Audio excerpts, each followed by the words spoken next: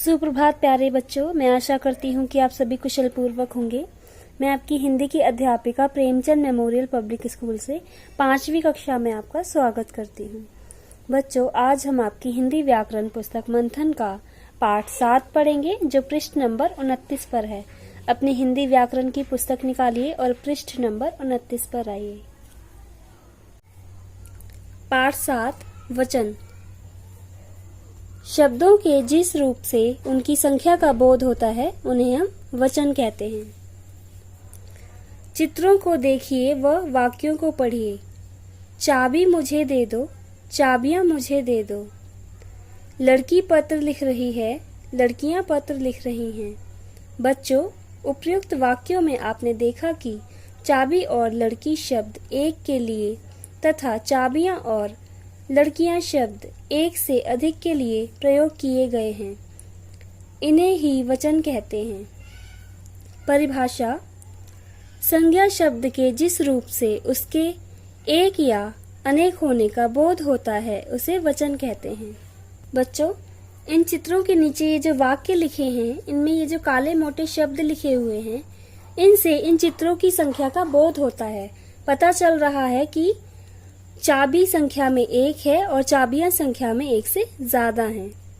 इसी प्रकार इस चित्र में इस शब्द से पता चल रहा है कि लड़की संख्या में एक है और लड़कियां संख्या में एक से ज्यादा हैं, अर्थात 2 हैं।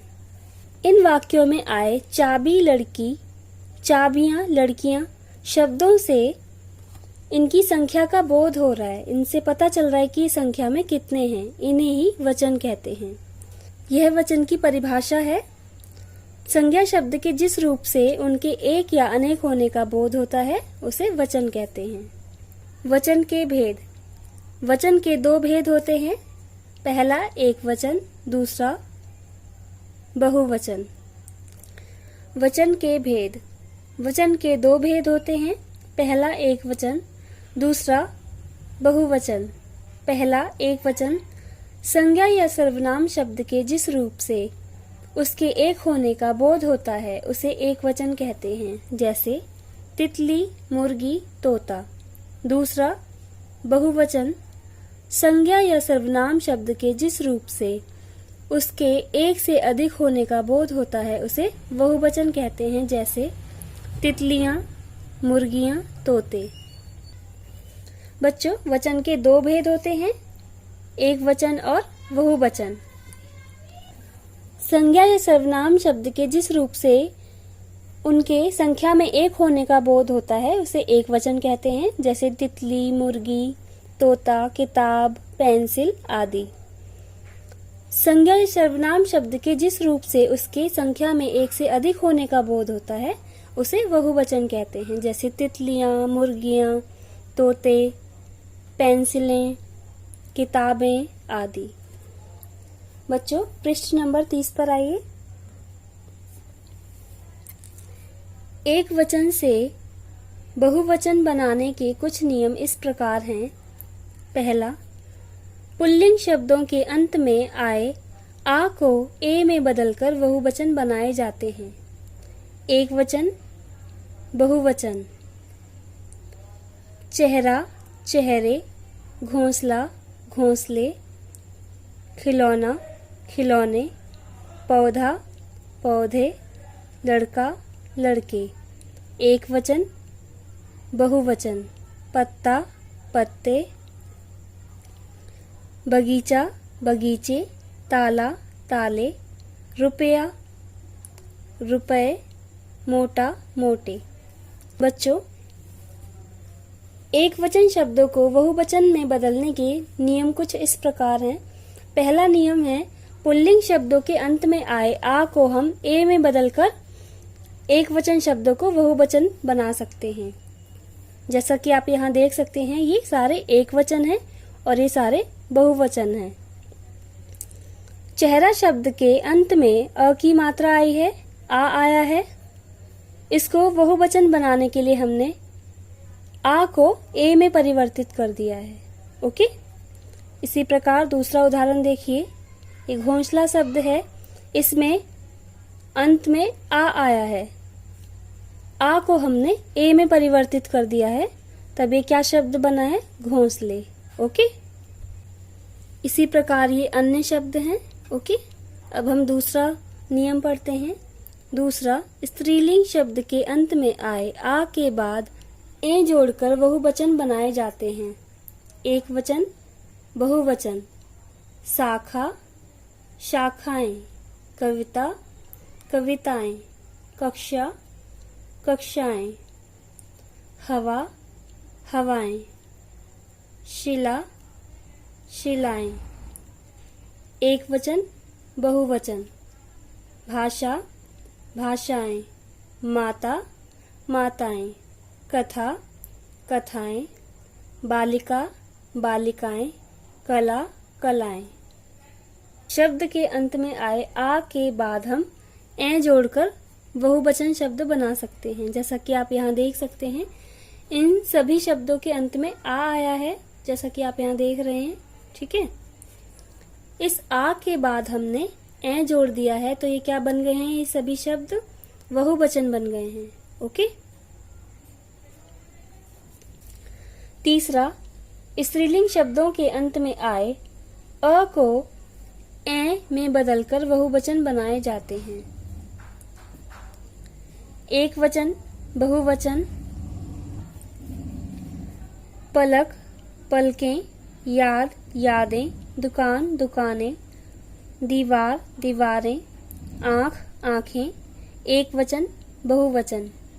बहन, बहनें। किरण, किरणें। झील, झीलें। पुस्तक, पुस्तकें। पतंग, पतंगे। बच्चों, एक वचन शब्दों को बहुवचन में बदलने का ये तीसरा नियम है। शब्दों के अंत में आए अ को हम ए में बदलकर बहुवचन बनाते हैं।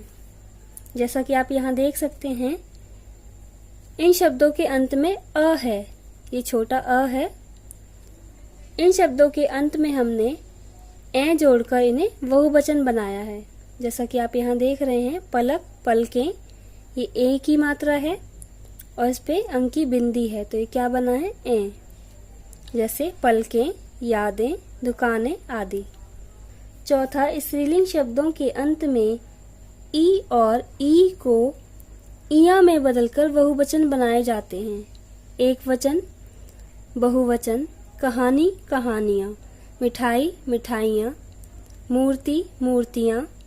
एक वचन, बहुवचन। चाबी, चाबियाँ। गोली, गोलियाँ। डाली, डालियाँ। बच्चों, एक वचन शब्दों को बहुवचन में बदलने का ये चौथा नियम है। इसमें शब्दों के अंत में छोटी ई और बड़ी ई को इया में बदलकर बहुवचन बनाए जाते हैं। जैसा कि आप यहाँ देख रहे हैं, कहानी शब्द के अंत में बड़ी ई की मात्रा आई है। ओके, और मूर्ति शब्द के अंत में छोटी ई की मात्रा, तो इनको हमने इया में परिवर्तित कर दिया है, तो ये बहुवचन बन गए हैं। कहानी का कहानियां, मूर्ति का मूर्तियां। ओके बच्चों, पृष्ठ नंबर 31 पर आइए। चौथे नियम के ये कुछ और शब्द हैं। रोटी, रोटियां। निधि, निधियां। कली, कलियां। थाली, थालियां। इनमें भी आप देख सकते हैं, यहाँ पर बड़ी ई की मात्रा आई है और यहाँ पर छोटी ई की मात्रा। ओके, इनको हमने किस में परिवर्तित किया है? इया में। निधियां, रोटियां। पांचवा नियम, एक वचन के साथ जन, गण, वर्ग, वृंद लगाकर बहुवचन बनाए जाते हैं। पांचवें नियम में हम जन, गण, वर्ग, वृंद आदि लगाकर बहुवचन बनाते हैं। जैसे आप यहाँ देख पा रहे हैं, भक्त, भक्त जन। ओके, यहाँ आपने भी पढ़ा। अध्यापक, अध्यापक गण। लेखक, लेखक वृंद। गुरु, गुरु जन। छात्र, छात्र वर्ग। पक्षी, पक्षी वृंद। इन शब्दों से एक वचन का पता चलता है और इन शब्दों से इनके पूरे समूह का पता चलता है। भक्त भक्तजन अर्थात एक भक्त से ज्यादा हैं। ओके, इसी प्रकार अध्यापक एक वचन है और अध्यापक गण, इसमें एक से ज्यादा अध्यापक हैं, इसलिए यहाँ पर गण शब्द का प्रयोग किया गया है, अर्थात गण प्रत्यय का प्रयोग किया गया है। ठीक है। विशेष आदर देने के लिए सदैव बहुवचन का प्रयोग होता है, जैसे क दादाजी खाना खा रहे हैं, ख सरदार वल्लभ भाई पटेल जी लौह पुरुष कहलाते थे। आदर देने के लिए भी हमेशा बहुवचन का प्रयोग किया जाता है, जैसे आप यहाँ देख पा रहे हैं दादाजी खाना खा रहे हैं। दादाजी तो एक वचन है, एक व्यक्ति है, परंतु यहाँ पर जब दादाजी शब्द को वाक्य में प्रयोग किया गया है सम्मान देने के लिए, हमने यहाँ पर इसे बहुवचन की तरह लिखा है, दादाजी खाना खा रहे हैं। ओके।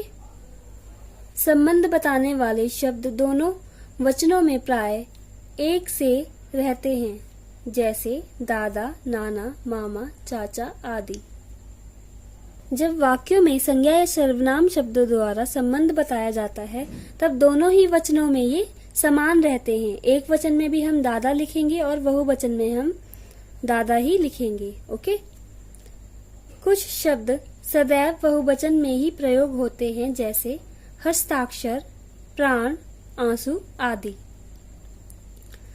कुछ शब्द हमेशा ही बहुवचन में ही प्रयोग किए जाते हैं, जैसे हस्ताक्षर, प्राण आदि। बच्चों, आपका यह पाठ समाप्त हुआ। मैं आशा करती हूँ कि आप यह पाठ अच्छी तरह से समझ चुके हैं। आप समझ चुके हैं कि वचन किसे कहते हैं और वचन के कितने प्रकार होते हैं और इनको किस प्रकार हम एक वचन से बहुवचन में बदलते हैं। ओके। पृष्ठ नंबर 31 पर ही आपको अभ्यासमाला दी गई है, जैसा कि आप यहाँ देख सकते हैं। ओके। पृष्ठ नंबर 31 और 32 पर आपको अभ्यासमाला दी गई है। आप इस पाठ को एक बार और अच्छी तरह से पढ़ेंगे। इसके पश्चात दी गई अभ्यासमाला को अपनी पुस्तक में करने का अभ्यास करेंगे। यदि आपको इस पाठ से संबंधित कोई प्रश्न पूछना है तो आप बेझिझक पूछ सकते हैं। धन्यवाद।